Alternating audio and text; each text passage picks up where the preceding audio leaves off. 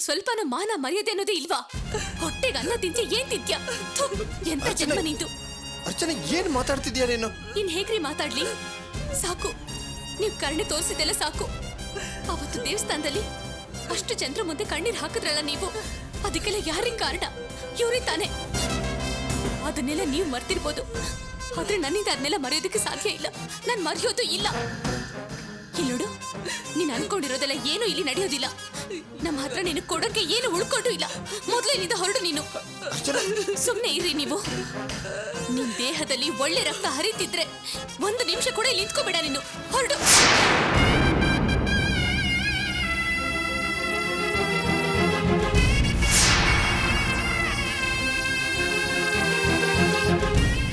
ನಿನಗೆ ಹೇಳ್ತಿರೋದು ಹೋಗು ಅಂತ.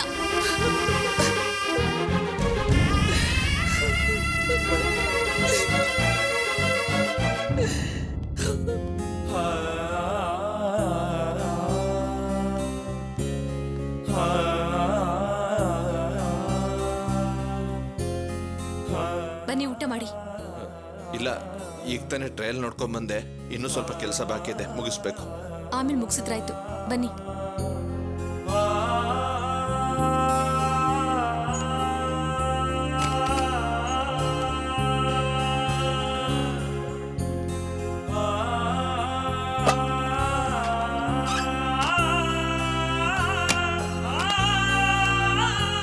ಒಂದು ನಿಮಿಷ ಇರಿ.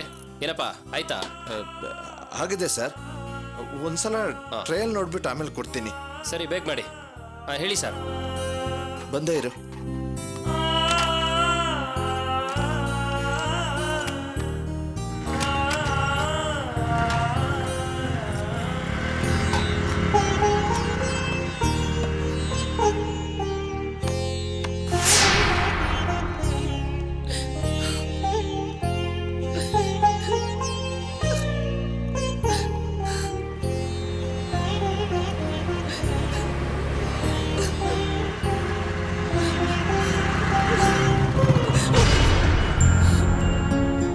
ನೋಡಿ, ನೀವು ಬಂದು ಕೇಳ್ಕೊಂಡ್ರಿ ಅಂತ ನಾನು ಮುಂದೆ ನಿಂತು ರಾಣಿ ಮದುವೆ ಮಾಡ್ಕೊಡ್ಬೇಕು ಅಂತ ನನಗೆ ಅನ್ನಿಸ್ತಾ ಇಲ್ಲ.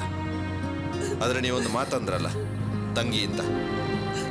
ನೀವು ಬೇಕಾದ್ರೆ ಬರೀ ಬಾಯಿ ಮಾತಲ್ಲಿ ಹಾಗಂದಿರ್ಬೋದು, ಆದರೆ ನಾನು ಆ ಪದನ ನಾನು ಉಸಿರು ಅಂತ ಅಂದ್ಕೊಂಡಿದ್ದೀನಿ. ನಿಮ್ಮನ್ನು ಭಯಪಡಿಸೋಕ್ಕೋಸ್ಕರ ಅಪ್ಪ ನಿಮ್ಮ ಹತ್ರ ಸುಳ್ಳು ಹೇಳಿರ್ಬೋದು. ಅಣ್ಣನಾಗಿ ನನ್ನ ತಂಗಿಗೆ ನಾನು ಮಾಡಬೇಕಾದ ಕರ್ತವ್ಯನ ಖಂಡಿತ ಮಾಡ್ತೀನಿ. ನೀವೇನು ಚಿಂತೆ ಮಾಡಬೇಡಿ. ರಾಣಿ ಮದುವೆ ಖಂಡಿತ ನಡೆಯುತ್ತೆ. ಹೋಗಿ.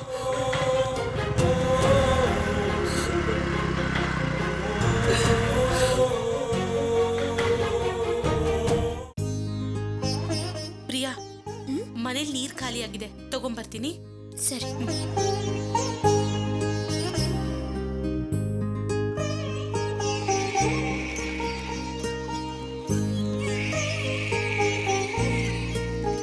ಯಾಕೋ ಮಗ್ನೆ ಎದ್ಬಿಟ್ಟೆ ಆದ್ಲೆ? ಅಳ್ಬಾರ್ದು ಕಣೋ. ಅಯ್ಯೋ, ಯಾಕೋ ಚಿನ್ನ, ಏನಾಯ್ತು ನಿನ್ಗೆ?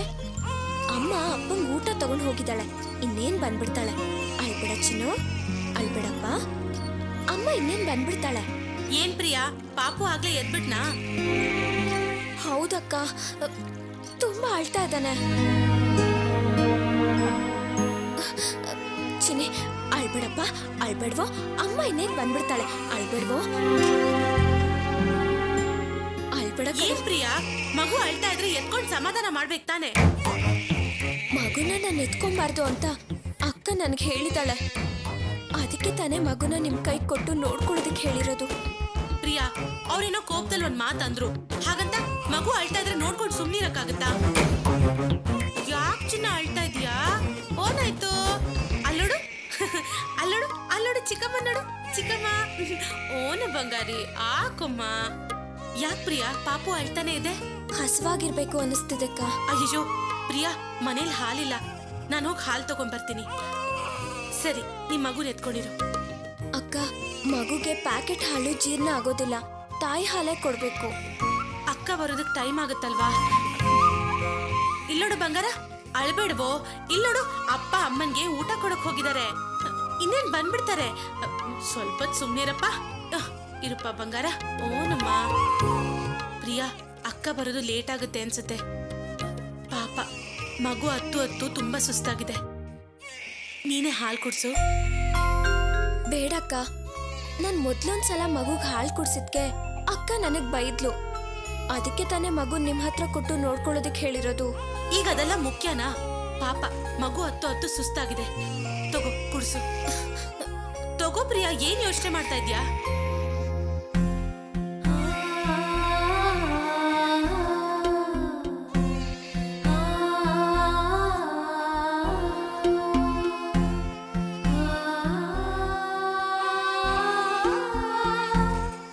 ಅಳ್ಬಾರ್ದು ಕನ್ನ, ಅಳ್ಬಾರ್ದು ಕನ್ನ. ಯಾಕೆ ಅಳೋದು? ಅಳ್ಬಾರ್ದು. ತುಂಬಾ ಹಸುವಾಗಿತ್ತು ಅಂತ ಅನ್ಸುತ್ತೆ, ಅದಕ್ಕೆ ಅಳ್ತಾ ಇತ್ತು. ನೀನ್ ಹಾಲು ಕುಡಿಸ್ತಾ ಇರು, ನಾನು ಇನ್ನೊಂದ್ ಬಿಂದಿಗೆ ನೀರ್ ತಗೊಂಡ್ಬರ್ತೀನಿ. ಹುಷಾರು. ಓನು ಚಿನ್ನೆ, ಓನು ಕಂದ, ಅಳ್ಬಾರ್ದು ಮಾ. ಯಾಕೆ ಅಳೋದು?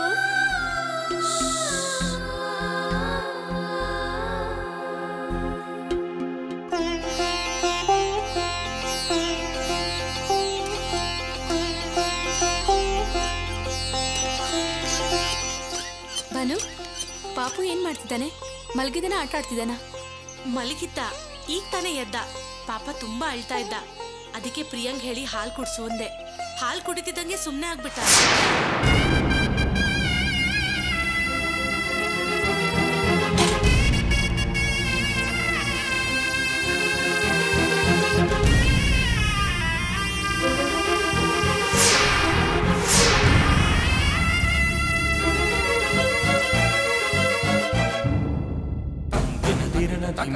ಪ್ರಿಯಾ,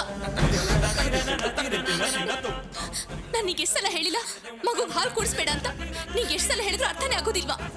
ಅಕ್ಕ, ಎಲ್ಲಕ್ಕ, ನಾನ್ ಕುಡ್ಸಲ್ಲ ಅಂತಾನೆ ಹೇಳ್ದೆ. ಭಾನು ಅಕ್ಕನೇ ಒತ್ತಾಯ ಮಾಡಿದ್ರು. ಭಾನು ಹೇಳಿದ್ರೆ ನಿನಗೆ ಪ್ರಜ್ಞೆ ಇರ್ಲಿಲ್ವಾ? ಮಗುಗೆ ತಾಯಿನ ಹಾಲು ಕುಡಿಸ್ಬೇಕು, ಅದು ತಾಯಿಗೂ ಮಗುಗೂ ಇಬ್ರಿಗೂ ಒಳ್ಳೇದು. ಅಕ್ಕ, ಪಾಪು ಅಳ್ತಾ ಇತ್ತು, ಅದಕ್ಕೆ ನಾನೇ ಹಾಲು ಕುಡ್ಸು ಅಂತ ಹೇಳ್ದೆ. ನಿನ್ನ ನಂಬಿ ಮಗು ನಿನ್ನ ಹತ್ರ ಕೊಟ್ಟು ಹೋದ್ನಲ್ಲ, ಅದ್ ನಾನ್ ಮಾಡಿದ ತಪ್ಪು. ಏನಕ್ಕ ನೀವು ಎಲ್ಲಾ ವಿಷಯದಲ್ಲೂ ತಾಳ್ಮೆ ಸಮಾಧಾನದಿಂದ ಇರೋ ನೀವು ಮಗು ವಿಷಯದಲ್ಲಿ ಯಾಕೆ ಹೀಗೆ ದುಡುಕ್ತಾ ಇದ್ದೀರಾ? ಅವತ್ತು ಅನಾವಶ್ಯಕವಾಗಿ ಪ್ರಿಯಂಗ್ ಬೈದು ಏನೋ ಆಗ್ದಿರೋ ಪಾಪುನ ಆಸ್ಪತ್ರೆ ಕರ್ಕೊಂಡು ಹೋದ್ರಿ. ಈಗ ಸುಮ್ನೆ ಪ್ರಿಯನ್ ಬೈತಾ ಇದ್ದೀರಾ. ಮಗು ಹುಟ್ಟಿದ್ಮೇಲೆ ನೀವ್ ತುಂಬಾ ಬದಲಾಗ್ಬಿಟ್ರಿ ಅಕ್ಕ. ನಾನು ಹೀಗೆ ಹೇಳ್ತಾ ಇದ್ದೀನಿ ಅಂದ್ರೆ ಅದಕ್ಕೊಂದು ಕಾರಣ ಇದೆ, ದಯವಿಟ್ಟು ಅದನ್ನ ಅರ್ಥ ಮಾಡ್ಕೊಳ್ಳಿ.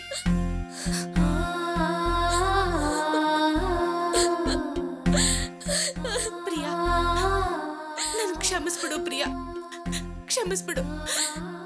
ಫೀಲ್ಡ್ಗೆ ಇಳಿಯೋಕ್ ಮುಂಚೆ ಒಂದಲ್ಲ 4 ಸರ್ತಿ ಯೋಚನೆ ಮಾಡಿ ಇಳಿಬೇಕು. ಇಳಿದ ಮೇಲೆ ನಮ್ ಜೀವ ಹೋದ್ರು ಸರಿ, ಹಿಂದಕ್ಕೆ ಬರಬಾರ್ದು. ಹೇಗಾದ್ರೂ ಮಾಡಿ ನಾವ್ ಅನ್ಕೊಂಡಿರೋ ಕೆಲಸನ ಮಾಡಿ ಮುಗಿಸ್ಲೇಬೇಕು. ಏನಂತೀರಾ? ಆಯ್ತಣ್ಣ.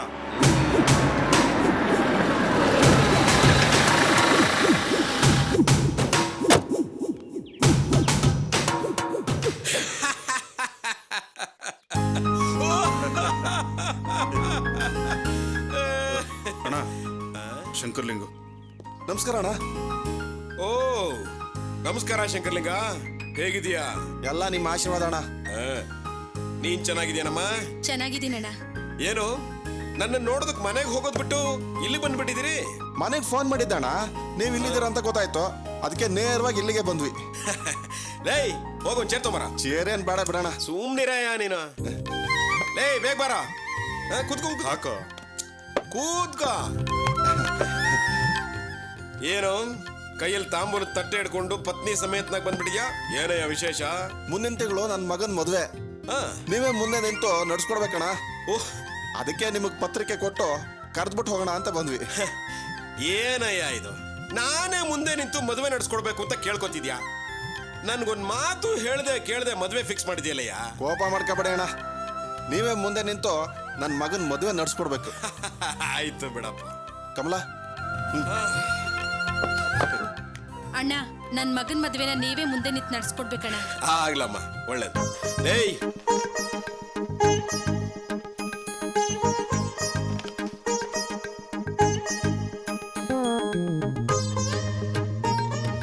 ಪತ್ರಿಕೆಯಲ್ಲಿ ಅಣ್ಣನ ಹೆಸರು ದೊಡ್ಡದಾಗ ಶುರುವಾಗಿದೆ.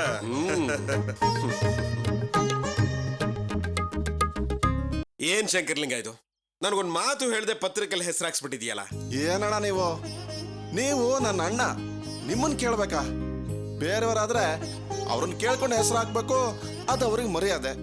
ಆದ್ರೆ ನಿಮ್ಮ ವಿಷಯದಲ್ಲಿ ನಿಮ್ಮನ್ನ ಕೇಳದೆ ಹೆಸರು ಹಾಕೋದು ನಾವು ನಿಮಗೆ ಕೊಡೋ ಮರ್ಯಾದೆ.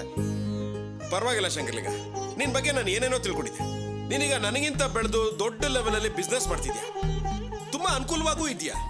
ಆದ್ರೂ ಹಳೆದನ್ನೆಲ್ಲ ಮರಿದೆ ಪ್ರೀತಿಯಿಂದ ಗೌರವದಿಂದ ನನ್ನ ಹೆಸರು ಹಾಕ್ಸಿ ಕರೀತಿದ್ಯಾ. ನಿನ್ ಬಗ್ಗೆ ನನಗೆ ಹೆಮ್ಮೆ ಅನಿಸ್ತಿದೆ ಕಣಯ್ಯ.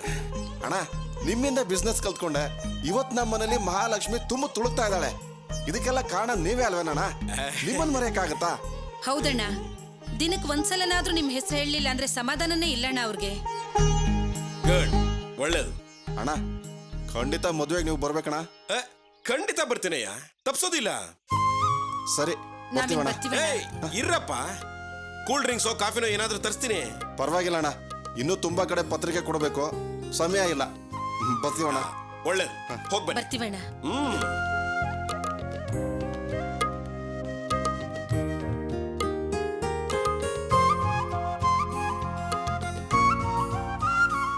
ನಿಯತ್ತು ಅನ್ನೋದನ್ನ ಶಂಕರ್ಲಿಂಗ್ನಿಂದ ಅಣ್ಣ ತುಂಬಾ ಅವಮಾನ ಆಗೋಯ್ತಣ್ಣ. ನೀವೆಂತ ದೊಡ್ಡ ಮನುಷ್ಯರು, ನಿಮ್ಗೆ ಅವಮಾನ ಮಾಡಿದ್ದಾರೆ. ಅವ್ರ ಮನ್ಸಲ್ಲಿ ಏನ್ ಅನ್ಕೊಂಡಿದ್ದಾರೆ? ಏಯ್, ಮಾತ್ ನಿಲ್ಸ. ಏನ ವಟ ವಟ ಅಂತ ಮಾತಾಡ್ತಿದ್ಯಾ? ಸ್ವಲ್ಪ ಅರ್ಥ ಆಗೋ ಹಾಗೆ ಹೇಳ. ಏನಣ್ಣ, ಏನು ವಿಷಯ ಗೊತ್ತಿಲ್ಲದೆ ಇರೋ ತರ ಮಾತಾಡ್ತಿದ್ದೀರಲ್ಲ? ಲಗ್ನ ಪತ್ರಿಕೆಯಲ್ಲಿ ನಿಮ್ ಹೆಸರಾಕೋಷ್ಟು ನಿಮ್ಗೆ ಯೋಗ್ಯತೆ ಇಲ್ವಾ? ಏಯ್, ನಿಲ್ಸಾಯ ನಿನ್ ಮಾತು. ಏನಯ್ಯ, ಮದ್ವೆನ ನನ್ ಮುಂದಾಳತ್ವದಲ್ಲಿ ನಡೀತಾ ಇದೆ, ಹೆಸರಾಕ್ಸಿಲ್ಲ ಅಂತಿದ್ಯಾ? ನೋಡು, ದಪ್ಪ ದಪ್ಪ ಅಕ್ಷರಗಳಲ್ಲಿ ನನ್ನ ಹೆಸರಾಕ್ಸಿದಾರೆ ನೋಡಯ್ಯ. ಅಣ್ಣ, ನಾನು ಈ ಪತ್ರಿಕೆ ಬಗ್ಗೆ ಮಾತಾಡ್ತಿಲ್ಲ ಅಣ್ಣ, ನಿಮ್ ಬೀಗ್ರ ಮನೆ ಪತ್ರಿಕೆ ಬಗ್ಗೆ ಮಾತಾಡ್ತಿರೋದು. ಅದ್ರಲ್ಲಿ ನಿಮ್ ಹೆಸರನ್ನೇ ಹಾಕ್ಸಿಲ್ಲ. ಏನ್ ಹೇಳ್ತಾ ಇದೀಯ ನೀನು? ಬೀಗನ ಮನೆ ಲಗ್ನ ಪತ್ರಿಕೆಯಲ್ಲಿ ನನ್ನ ಹೆಸರಾಕ್ಸಿಲ್ವಾ? ಅಣ್ಣ, ನಿಮ್ಗಿನ್ನೂ ವಿಷಯನೇ ಗೊತ್ತಿಲ್ವಾ ಅಣ್ಣ? ನಿಮ್ಗಿನ್ನೂ ಪತ್ರಿಕೆನೇ ಬಂದಿಲ್ವಾ? ನೋಡಿ ಅಣ್ಣ, ಇಲ್ಲಿದೆ ಪತ್ರಿಕೆ.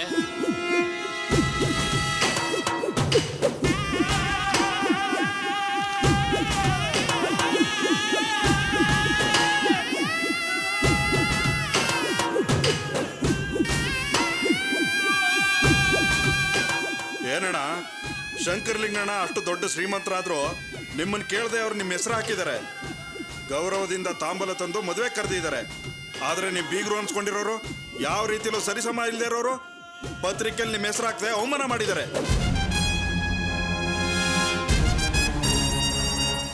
ಪತ್ರಿಕೆಯಲ್ಲಿ ಅಣ್ಣನ ಹೆಸರು ಹಾಕ್ಸಿಲ್ಲ, ಅಣ್ಣಗಿನ್ನೂ ಪತ್ರಿಕೆನೂ ಕೊಟ್ಟಿಲ್ಲ.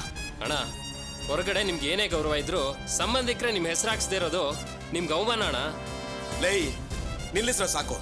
ವಿಷಯ ಏನು ಅಂತ ತಿಳ್ಕೊಳ್ದೆ ಬಾಯಿಗೆ ಬಂದ ಹಾಗೆ ಮಾತಾಡ್ಬೇಡಿ. ನನಗೆ ಯಾವ ಅವಮಾನನೂ ಆಗಿಲ್ಲ. ಪತ್ರಿಕೆಯಲ್ಲಿ ನನ್ನ ಹೆಸರು ಹಾಕ್ಸ್ಬೇಡಿ ಅಂತ ನಾನೇ ಹೇಳಿದ್ದೆ. ಏನೇ ಹೇಳ್ತಿದ್ದೀರಣ್ಣ? ಪತ್ರಿಕೆಯಲ್ಲಿ ನಿಮ್ಮ ಹೆಸರು ಹಾಕ್ಬಾರ್ದು ನೀವು ಹೇಳಿದಿರಾ? ಹೌದು ಕಣ್ರ. ಇಲ್ಲರ ಇಲ್ಲಿ ಆ ಮೆಕ್ಯಾನಿಕ್ ರಮೇಶನ್ ಹೆಸರಿದೆ, ಅವನ್ ಪಕ್ಕ ನನ್ನ ಹೆಸರು ಹಾಕ್ಸ್ಕೊಟ್ರೆ ನನಗೆ ಗೌರವ ಇರ್ತೇನ್ರ. ಹಂಗೆ ಅದಕ್ಕೆ ನಾನೇ ಬೇಡ ಅಂತ ಹೇಳಿದ್ದೆ. ಅಣ್ಣ, ನೀವು ಹೇಳ್ತಾ ಇರೋದು ಒಂದ್ ರೀತಿ ಸರಿ ಅನ್ಸಿದ್ರು, ನೀವು ಆ ಕುಟುಂಬಕ್ಕೆ ಬೀಗ್ರು. ನಿಮ್ ಹೆಸರನ್ನ ಪತ್ರಿಕೆಯಲ್ಲಿ ಹಾಕ್ಸ್ತಾ ಇರೋದು ಸರಿ ಇಲ್ಲ ಅಣ್ಣ. ಲೇ, ಹುಚ್ಚಿನ ತರ ಮಾತಾಡ್ಬೇಡವಾ? ನಾನೇನು ಇಷ್ಟಪಟ್ಟ ಸಂಬಂಧ ಬೆಳೆಸಿದ್ದೇನೋ? ಏನ ನನ್ನ ಮಗಳು ಪ್ರೀತಿ ಮಾಡಿ ಓಡ್ ಹೋಗಿ ಮದುವೆ ಮಾಡ್ಕೊಂಡ್ಲಲ್ಲ ಅನ್ನೋ ಒಂದೇ ಒಂದು ಕಾರಣಕ್ಕೆ ಬಲವಂತವಾಗಿ ಆ ಸಂಬಂಧ ಒಪ್ಪಿದ್ದೆ. ಆಮೇಲೆ ನನ್ನ ಮಗಳಿಗೋಸ್ಕರ ಅವನಿಗೇನಾದ್ರೂ ಒಂದು ಬಿಸ್ನೆಸ್ ಹಾಕೊಡ್ಬೇಕು ಅನ್ನೋ ಕಾರಣಕ್ಕೆ ಡಿಪಾರ್ಟ್ಮೆಂಟಲ್ ಸ್ಟೋರ್ಸ್ ನ ಓಪನ್ ಮಾಡ್ಕೊಟ್ಟಿದ್ದೆ. ಇಷ್ಟು ಬಿಟ್ಟು ಆ ಮನೆ ಒಳ್ಳೇದಾಗ್ಲಿ ಕೆಟ್ಟದಾಗ್ಲಿ ಕಟ್ಕೊಂಡು ನನಗೇನಾಗ್ಬೇಕು? ನಾನು ಯಾವುದಕ್ಕೂ ಹೋಗೋದಿಲ್ಲ. ನೀವು ಅನವಶ್ಯಕವಾಗಿ ತಲೆ ಕೆಡ್ಸ್ಕೊಂಡು ಬಾಯಿಗೆ ಬಂದಾಗ ಮಾತಾಡ್ಬೇಡಿ. ಹೋಗಿ ಕೆಲಸ ನೋಡ್ರಿ. ಆಗ ಬರ್ತೀನಣ್ಣ. ಬಾಳ ರೆಡಿ.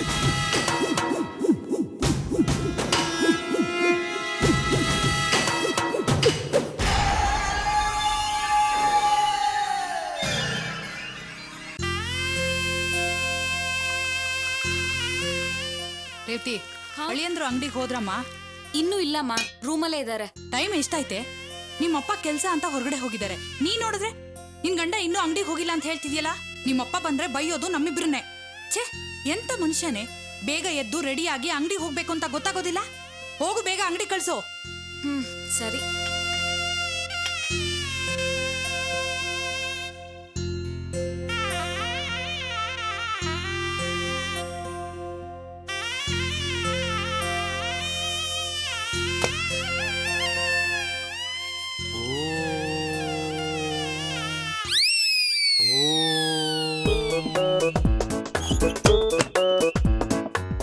ರೇವತಿ, ಬಾಗಿಲನ್ನು ನಿಧಾನವಾಗಿ ಹಾಕು.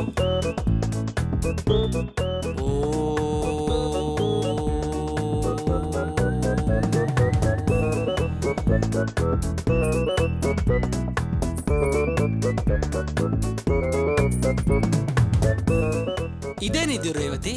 ಒಂದು ಕಾಲಿನ ಗೆಜ್ಜೆಯ ಸದ್ದು ಮಾತ್ರ ಕೇಳುತ್ತಿದೆ, ಮತ್ತೊಂದು ಕಾಲಿನ ಗೆಜ್ಜೆ ಏನಾಯಿತು?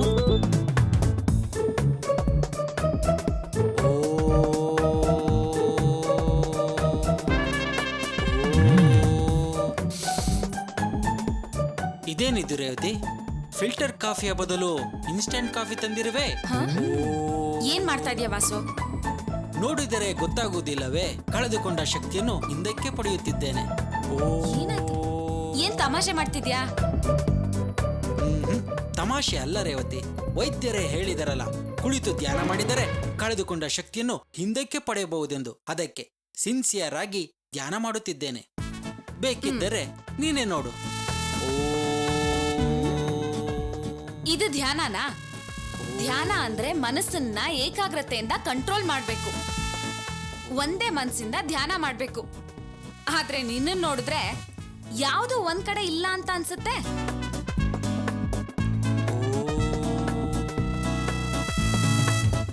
ನೋಡು, ಸುಮ್ನೆ ಕೂತ್ಕೊಂಡು ಕಾಲ ಕಳಿಬೇಡ. ಅಪ್ಪ ಬಂದ್ರೆ ಹಬ್ಬ ಮಾಡ್ಬಿಡ್ತಾರೆ. ಎದ್ದು ಅಂಗಡಿಗೆ ಹೋಗೋ.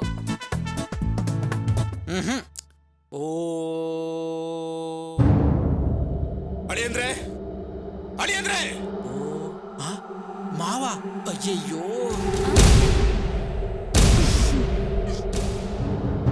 ಮಾವ, ಓದ್ ನೋಡಿ.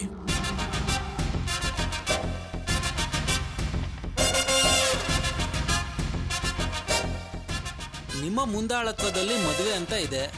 ಗೊತ್ತಾಯ್ತಲ್ಲ, ತುಂಬಾ ಕಲರ್ಫುಲ್ ಆಗಿ ನನ್ನ ಹೆಸರಾಕ್ಸಿದ್ದಾರೆ.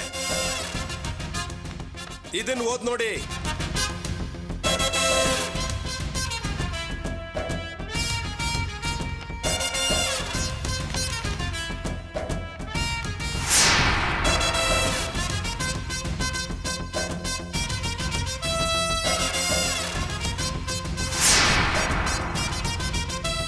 ಇದ್ಯಾರ ಮನೆ ಪತ್ರಿಕೆ? ಮಾವ, ಅದು ಯಾರೋ ಮೂರನೇ ವ್ಯಕ್ತಿ. ಅವನ ಮಗನ ಮದುವೆನ ನಾನೇ ಮುಂದೆ ನಡ್ಸ್ಕೊಡ್ತಿದ್ದೀನಿ ಅಂತ ನನ್ನ ಹೆಸರನ್ನ ದೊಡ್ಡದಾಗಿ ಹಾಕ್ಸಿದ್ದಾನೆ.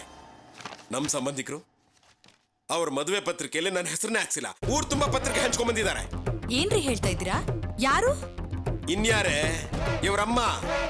ಅವರ ಮಗಳ ಮದುವೆ ಪತ್ರಿಕೆಯಲ್ಲಿ ನನ್ನ ಹೆಸರು ಹಾಕ್ಸಿಲ್ಲ, ಪತ್ರಿಕೆನ ನಮ್ಗಿರೋ ತಂದು ಕೊಟ್ಟಿಲ್ಲ. ಪತ್ರಿಕೆ ತಗೊಂಡ್ರನ್ ಯಾವನೋ ಒಬ್ಬ ನನ್ನ ಹತ್ರ ಬಂದು ಪತ್ರಿಕೆ ತೋರಿಸಿ ಏನ್ ಕೇಳ್ತಾನೆ ಗೊತ್ತಾ? ಏನ್ ಸರ್, ನಿಮ್ ಬೀಗರು ನಿಮಗೆ ತೋರಿಸ್ತಿರೋ ಗೌರವ ಇಷ್ಟೇನಾ ಅಂತಂದ. ಅದಕ್ಕೆ ನಾನು ಇಲ್ಲ, ಮದುವೆ ಪತ್ರಿಕೆಯಲ್ಲಿ ನನ್ನ ಹೆಸರು ಹಾಕ್ಸೋದು ಬೇಡ ಅಂತ ನಾನೇ ಹೇಳಿದ್ದೆ ಅಂತ ಹೇಳಿ ಅವಮಾನ ಸಹಿಸ್ಕೊಂಡು ಯಾಗೋ ಮ್ಯಾನೇಜ್ ಮಾಡಿದೆ. ಏನ್ ಹೇಳಿಯುತ್ತೆ? ನಿಮ್ ಮನೆಯವ್ರು ನನಗೆ ತೋರಿಸಿರೋ ಗೌರವ ಇಷ್ಟೇನಾ?